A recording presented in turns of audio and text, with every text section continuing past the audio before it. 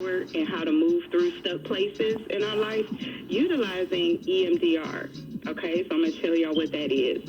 And I want to kind of say that this Talk It Out Tuesday segment is not a substitute for therapy, y'all, okay? Right. But it can get you there. I just want to put that out there because I think some people are thinking it's therapy. It's not.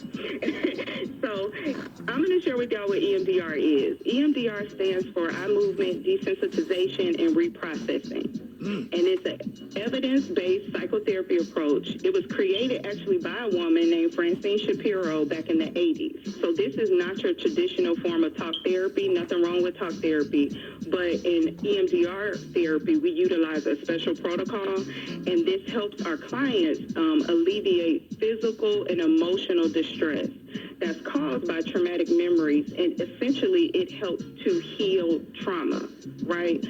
In the past, I know we've been told, like, you know, people saying there's some things you just never gonna get over. Right. Right? If you experience this, your life will never be the same. And to some degree, that's true. But just because your life won't be the same doesn't mean you have to suffer. Exactly. So when trauma happens in our body, we receive a message through all of our five senses, what we see, taste, touch, smell. And sometimes we can get stuck in an automatic reaction. So our subconscious mind is always going to protect and override our conscious mind. Right. So, you know, we've heard the phrase, if it looks like a duck and it quacks like a duck, it's a duck, right? But sometimes it's a duck in our mind, and in reality, it's a dog.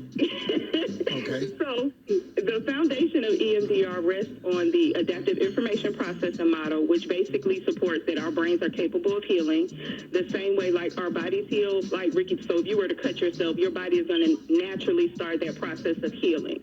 Our blood is going to clot. We develop a scab. You know, our body does that automatically without us doing anything. So trauma is an emotional and physical injury, right? So when we experience that, our brains are trying to heal too.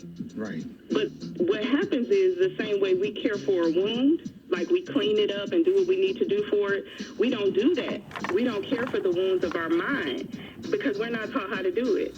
Exactly. For the most part. So when certain things happen, or when it rains, or when the seasons change, you know, think about my grandma when she passed away, and it causes a trigger.